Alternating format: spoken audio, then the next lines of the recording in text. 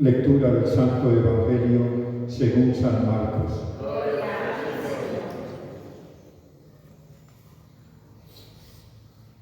En aquel tiempo Jesús se dirigió a su ciudad y lo seguían sus discípulos. Cuando llegó el sábado empezó a enseñar en la sinagoga. La multitud que lo oía se preguntaba asombrada: ¿de dónde saca todo esto? ¿Qué sabiduría es esa que le ha sido dada? ¿Y esos milagros que realizan sus manos? ¿No es este el carpintero, el hijo de María, hermano de Santiago y José y Judas y Simón? ¿Y sus hermanas no viven con nosotros aquí? Y se escandalizaban a cuenta de él. Les decía: no desprecian a un profeta más que en su tierra, entre sus parientes y en su casa. Y no pudo hacer allí ningún milagro, solo curó a algunos enfermos imponiéndole las manos, y se admiraba de su falta de fe. Entonces recorría los pueblos de alrededor enseñando. Palabra del Señor. Gloria a ti, Señor Jesús.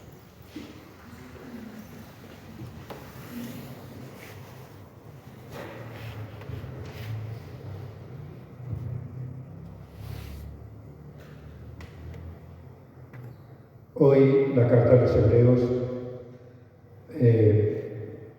nos enseña que las correcciones por parte de Dios son una muestra de su amor. Nos ayuda a que seamos firmes en la fidelidad. Se refiere a las pruebas que encontramos en la vida y que son interpretadas como correcciones de Dios.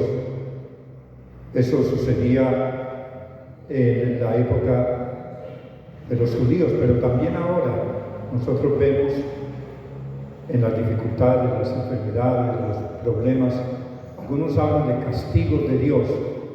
En realidad Dios no castiga a nadie. Esa idea del castigo de Dios está muy acendrada en el Antiguo Testamento, que se consideraba a Dios como un Dios justiciero y vengador, que todo lo que le hacían, entonces él como que se desquitaba. Era la forma de corregir a su pueblo, mandándole epidemias, guerras y muchas situaciones difíciles. Ya con Jesucristo nosotros entendimos que el Padre Dios no hace eso.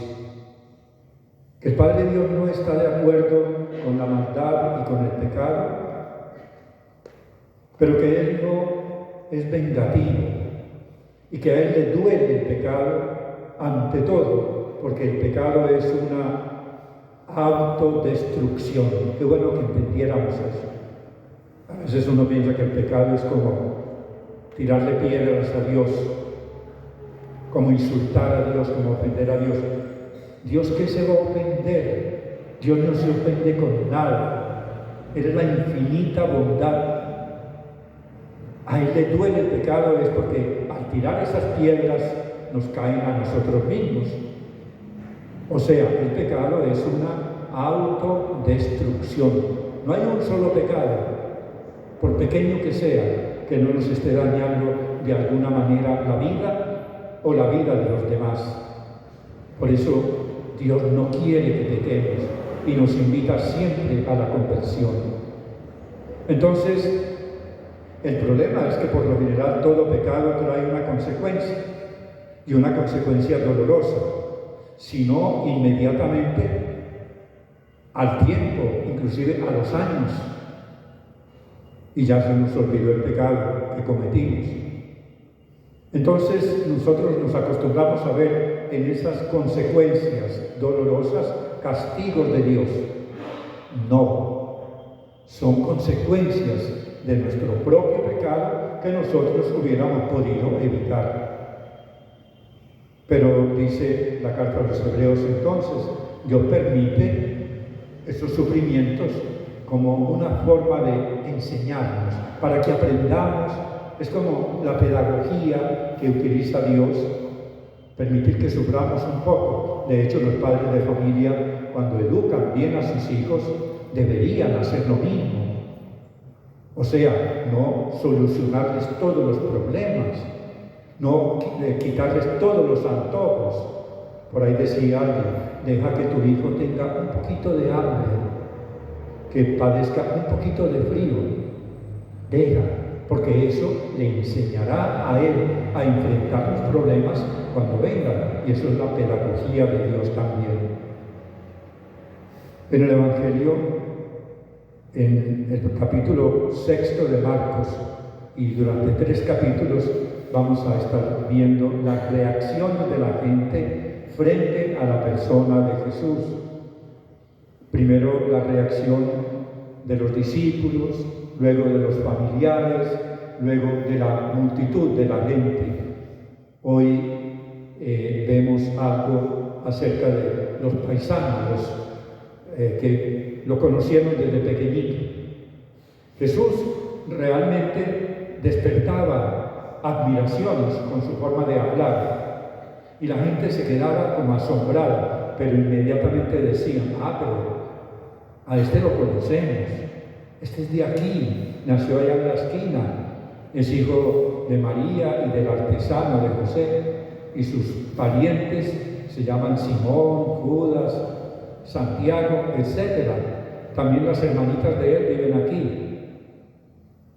Recuerden que esa palabra hermanos en hebreo y en arameo significa tío, primo, cuñados, porque allá no existían esas palabras. Entonces los familiares se llamaban todos hermanos, para que no se dejen confundir, porque los protestantes nos atacan mucho con eso, que María tuvo muchos hijos. Mire que en el Evangelio dice, no, ese hermanos se traduce por parientes, porque ellos no tenían la riqueza que nosotros tenemos de nuestro lenguaje, primo, tío, cuñado, nuera, yerno, una cantidad de palabras.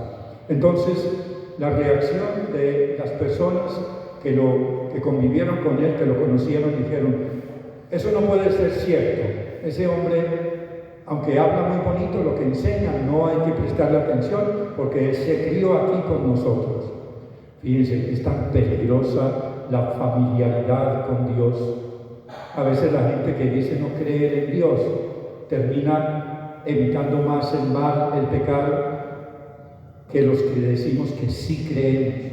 Es que nos volvemos como descarados porque ya estamos más cerquita de Él. Sobre todo nosotros los que estamos como más en los oficios religiosos, los sacerdotes, los que pertenecen a grupos, los ministros, los que ayudan, en fin, ¿no han notado ustedes, las monjas, no han notado ustedes que somos como más alejados a la hora de la verdad? Porque nos familiarizamos con Dios, que no suceda eso, que nosotros al contrario nos sintamos tan agradecidos porque Él nos tiene cerca, que nos comprometamos a amarlo y a servirlo en todo momento y a creerle lo que Él nos enseña, que ese era el problema de los paisanos de Jesús.